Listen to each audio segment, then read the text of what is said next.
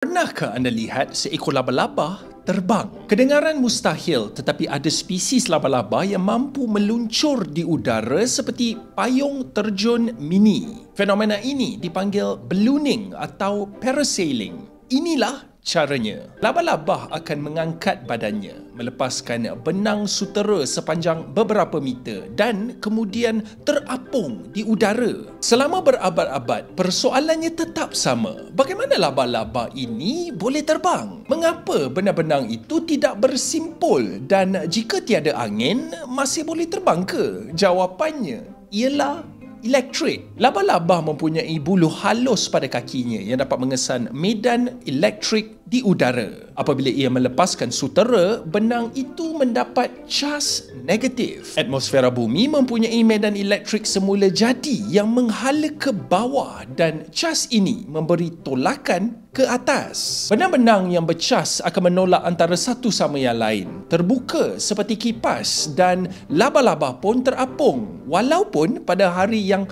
tenang tanpa angin. Jadi lain kali anda ternampak benang sutera melayang di udara, mungkin itu bukan angin. Mungkin ia medan elektrik bumi sendiri yang membawa seekor laba-laba terbang. Macam perasaan yang rakan rasakan waktu jatuh cinta pertama di sekolah.